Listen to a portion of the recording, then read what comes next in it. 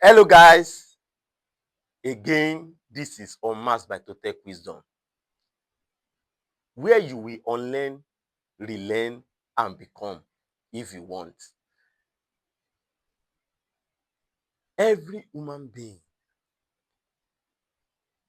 every one of us, when we were growing up very little, around the age of 2,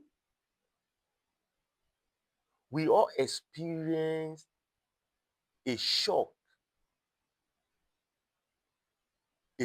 that defined the rest of our life. A shock that is the bedrock of the attachment, agreement, conditioning we experience all through our lifetime. And the shock is all about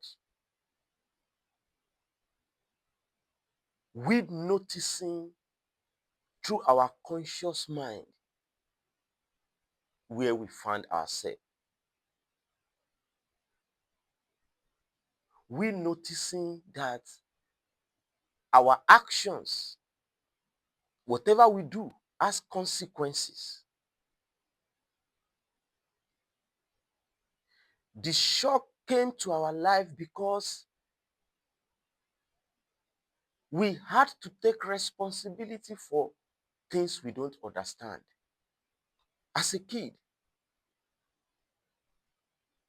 at that age, we've not even started talking much like that. So, through trial and error, through pain and pleasure, that was how, as a kid, we started to know what is what, which is which. But not only that, if it had been through only our experiences, it would have been better. It would have been easier. But we met some people older than us. They were the one telling us what is what, which is which, aside from our own direct experiences. Because some of the things they stop us from doing, we experience pain when we try to do them. So as a kid, we started believing most of the things they were telling us as absolute.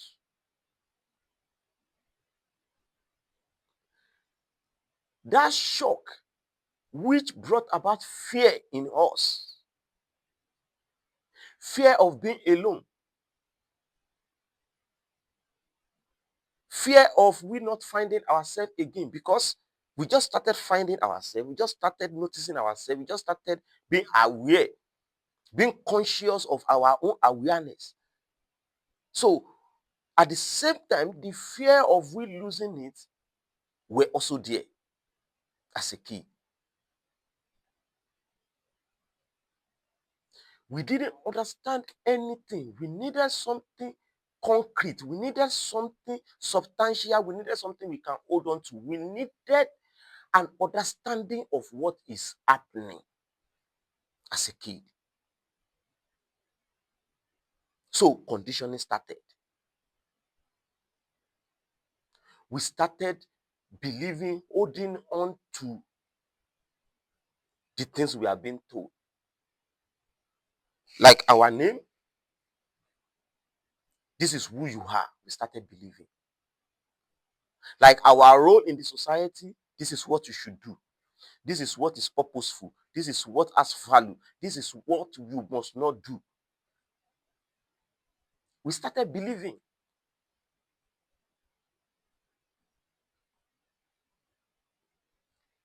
As we were growing up,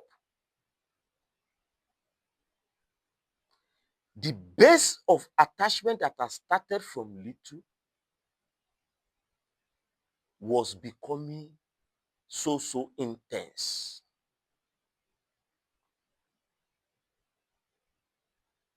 Because it was the only thing we knew. We held on to it when we were little. Today's episode is about attachment. This explanation I just gave now is the background information about how attachment started in our life. It was for survival. We wanted to survive. Not we even doing it consciously. Survival instinct is installed. We came with it. The body came with it. The body would always, the mind would always want to survive.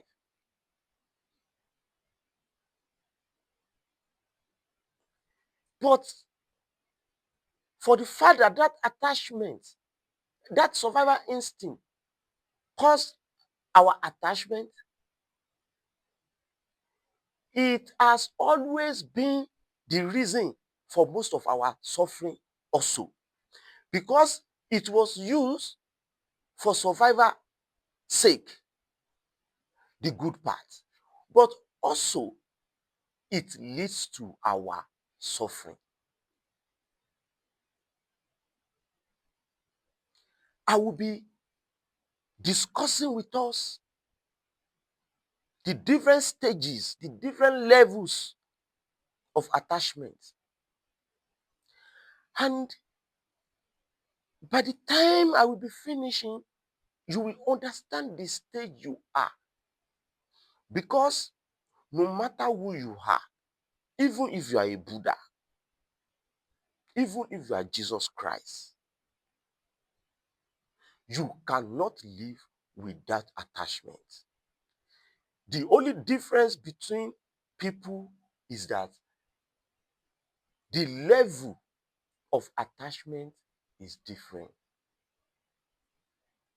Some people are so attached to something, while some people's attachment is just moderate or even less. If you are looking forward to you not having any attachment in life, because many spiritual traditions, many religions have been talking about attachment as the reason for suffering. If you are not looking, seeking for way for you never to be attached, you can never achieve that because it's impossible. If you want to stop being attached to anything, that you don't want to be attached to anything at all, you have to die. You have to die. You have to kill yourself. So, as a baby, as a being, the first level of attachment is what some traditions call true self, your authentic self. And the mistake many seekers are making is that they are thinking what what they are referring to as true self is absolute. They are thinking what they are referring to as true self is universal or is real. What you truly are, or let me put it like this: anything that can be spoken, anything that can be named, anything that can be described can never be who you are. Can never be who you are. The reason why many people are now referring to your true self as something like a big D or something that is the end of seeking is that who you are without perception, who you are without naming, who you are without exact description, or without memory, without you using your mind, is just nothing.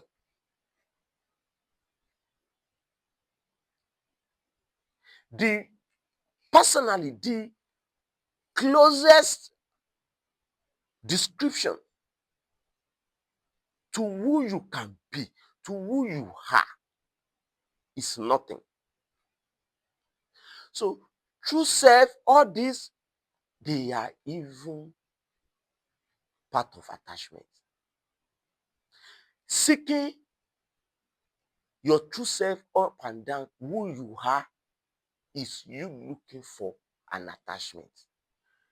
As a result of you being attached initially with meaning, with purpose, with understanding that has started from little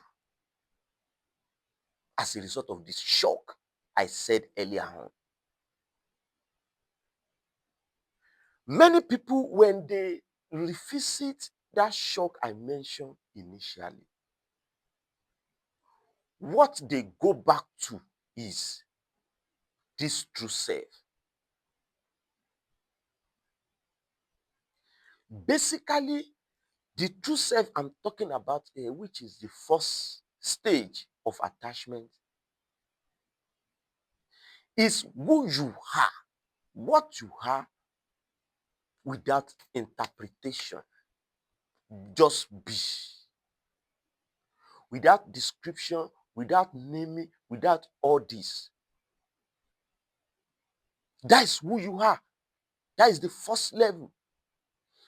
I will now use music to illustrate being a true self. As I am now, imagine I'm listening to a music. No mental interpretation, nothing, not taking specific interest in the music, but just enjoying it. Not saying this is the kind of music I like, this is the one. I can listen to any music. Your true self can enjoy any sound, even if it is flies making sound. Your true self can enjoy it. Nasruddin, an Islamic mystic, he was moving from town to town, and he got to a town he needed to sleep over. No space to sleep, so, and he didn't even have money to get a guest house. But he found a guest house that has an open space at the front, like where people just hang around, not a room per se, but it is covered.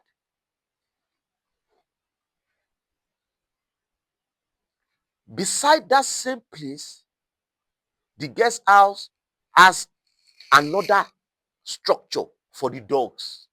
Lot of dogs.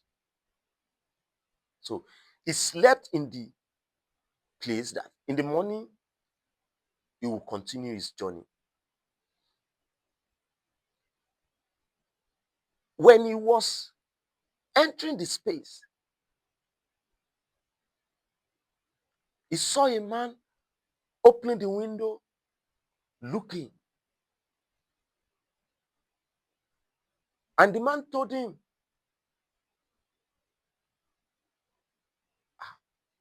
"What do you want to do there?" And the man started laughing when he saw that Nasruddin was putting mat to sleep. He started laughing. Nasruddin ignored him. After 30 minutes, an hour or so, it was getting late. The dogs started shouting seriously, barking. It's normal for dogs to do that.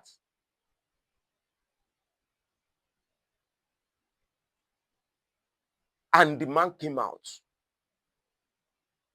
from the room. He woke Nasruddin up because Nasruddin was already sleeping. He woke him up. How could you sleep with this noise? This is my second night in this guest house. Yesterday night, I couldn't sleep all through the night. Today again, the same thing. I think I may have to kill one of these dogs to send message to others, or I go to the reception, get my money back. This is too serious. And Nasruddin told him, you are unable to sleep not because of the dog. It was because you were trying to fight the backing. If you can just flow with the backing, enjoy it, don't be angry. Just be listening to the sound. Every sound, no matter how ugly it may look to some people or it may sound to some people, every sound has their own rhythm. If you are present, if you are not fighting the sound, if you are not using your mind to analyze the sound, just listening to it, no matter how loud the sound is, just listening to it, not fighting it, not hoping the sound stops, just listening. That same sound that will be disturbing some people to sleep will enhance your sleep. Nasruddin explained to him like that if you don't believe, go inside now. Be enjoying. Don't wish they stop. Just lay on your bed, be listening to the sound. Don't fight it, and you will discover you will sleep off. The man went back, slept off totally.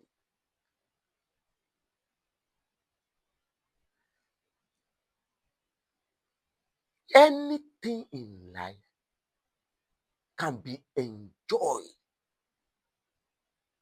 if you are not fighting it as a result of you want to project your reality on it. If you can just interact with something neutrally, not wishing it should be this or that, just enjoying it, you will not have any issue.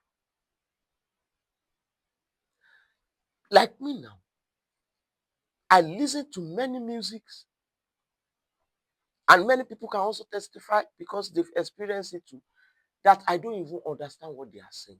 I don't understand the language. Imagine how Michael Jackson was so popular, even in Europe, in Asia, in all these places, that they don't even understand his language. So, not taking preference, not having this is how I want it to be, is your true self, which is the first attachment, the first stage of attachment. And like I said earlier on, the reason why it is the first stage of attachment even though you are just living, you are just enjoying it, you are not taking any preference. So how could this be an attachment? Is because anything whatsoever, either you enjoy or you don't enjoy, in as much you interact with that thing, is a form of attachment. That was why I said earlier on that nobody can live without attachment. The second level of attachment is preference.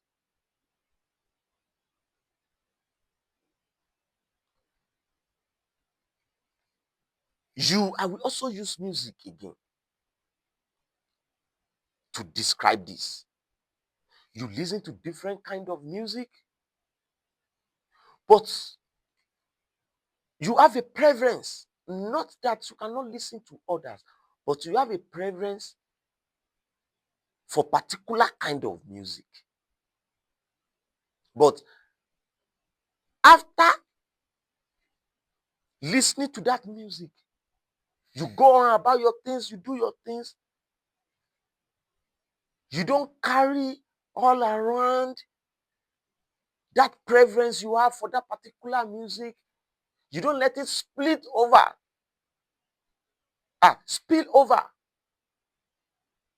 to your other area of life. That is just preference. I like fish more than meat, but that doesn't mean I don't eat meat at all. That is preference. That is a subtle attachment to fish. But I don't have problem with anybody that is eating meat. I don't have problem for anyone to cook fish and meat together in the same pot. I just prefer it. It's not that maybe meat is bad. No, I just prefer it. That is preference. That is the second stage of attachment. The third stage of attachment is identity.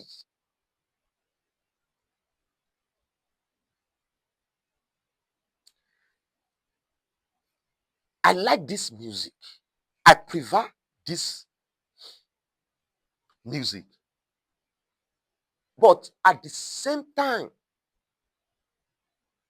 I am a fan of so musician. I identify myself with so genre of music.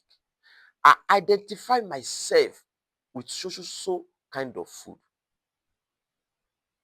If you're a vegan, that is an identification.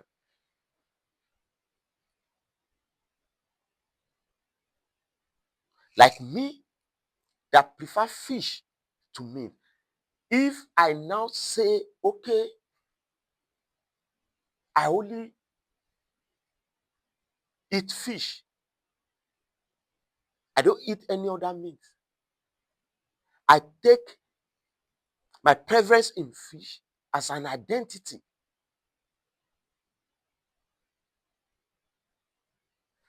That is another level of attachment. I am a Nigerian. That is an identity. That is an attachment at the level of identity. I'm a black man. That is an identity. But that doesn't mean, because it is my identity, that doesn't mean that is who I am.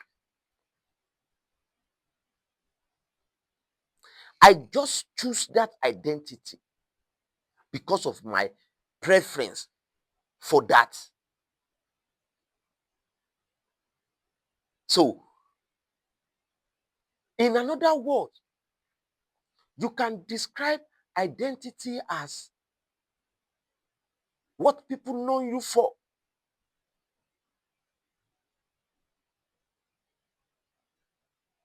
But that doesn't mean other people's identity, you don't allow it. It's not that you cannot relate with other people that have different kind of identity. That is the third stage. The fourth stage is internalization.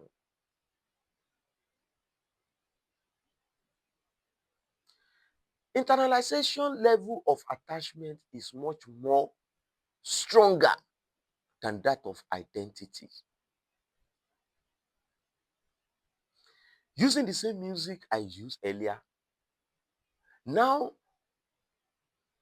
I've decided that this particular musician that I like, this particular music that I like is the ultimate.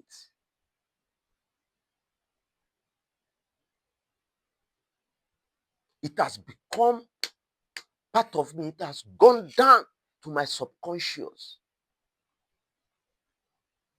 I have internalized it. It has become part of me. You cannot play another music where I am. I'm not going to allow that. If you don't like the genre of music that I like, I cannot deal with you. I don't see you as someone that knows what he or she is doing if you've not internalized what I've internalized. You can see how strong that attachment is at the level of internalization. Because at that level, you don't need to be thinking about how to relate with that thing you've identified with again. It is now the thing that is controlling you. It is what is now shaping your life, shaping what you do. If I'm going somewhere now, I need to call ahead. Will this music be available? If it's not going to be available, I'm not coming.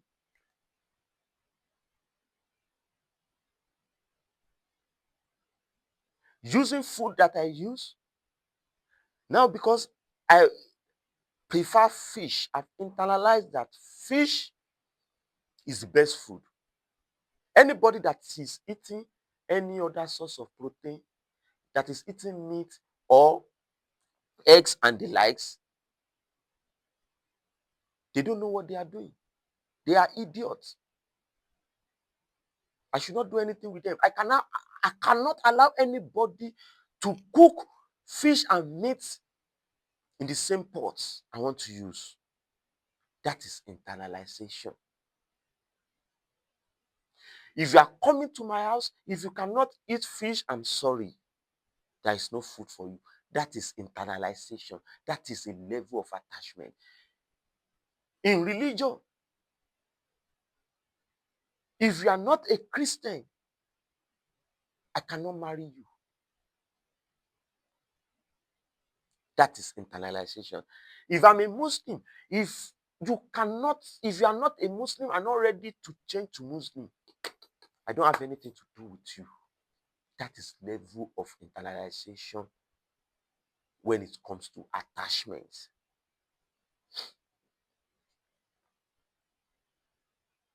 As I'm describing this, I know you will be finding yourself in different situations relating to different attachments, different level of attachment. It happened to me before when I was a complete vegan. It got to a point I started seeing other people eating meat as non-equal. I started seeing me being a vegan as a badge of honor. No, It was so because I believe in it. It wasn't real, aside from my own mind. And the last stage of attachment is fanaticism. Many of us are, especially religious fanatics. Will let us understand what I'm trying to say. Now I can kill for my choice. I can bleed for my choice. If you are not a vegan, imagine I'm a vegan and you are not a vegan, and I see you eating meat beside me, I can fight with you. I can collect the meat and throw it away. If you don't like the kind of music I like, I don't have anything to do with you. You cannot come to my house. When I see you listening to other music, I can break, in my presence, I can break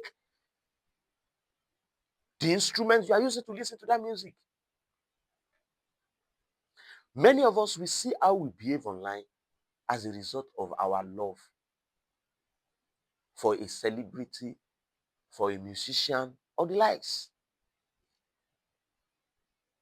Many of us, we see how we behave with other people that are not from our culture. Many of us know that if you are in many situations, some people cannot stand you at all if you are not in the same religion as them. Some people are so fanatic to the extent that if they are in problem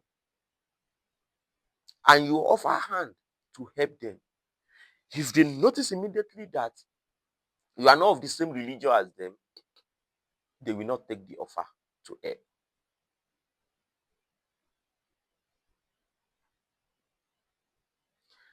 Fanaticism is a stage whereby the knowledge you have about something, what you know about something, is what is controlling you. You are no longer controlling the knowledge. That was why the mother of Miguel Ruz, Don Miguel, one of my favorite author, the author of the 5 agreements, the 4 agreements, and later did another one, which is only 1 agreement. The author, his mom said, are you controlling your knowledge or your knowledge is controlling you?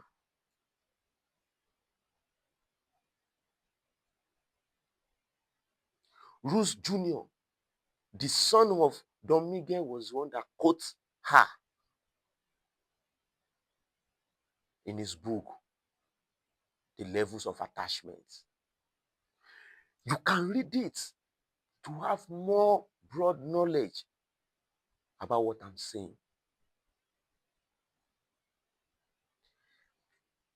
If you look at those levels till fanaticism, you will understand that at your true self, just enjoying something without taking preference is of little or no suffering.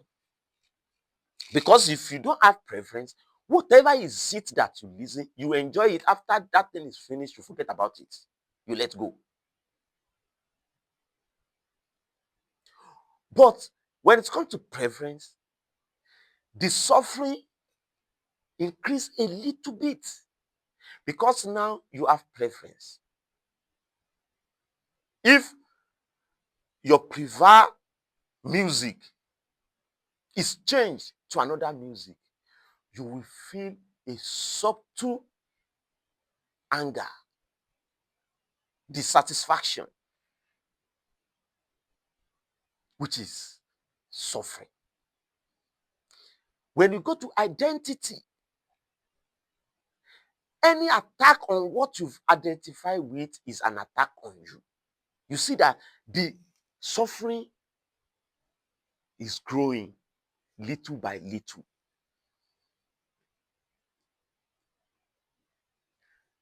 Internalization, the suffering, the quantity of suffering at the level of preference, by the time it gets to internalization, has double or triple.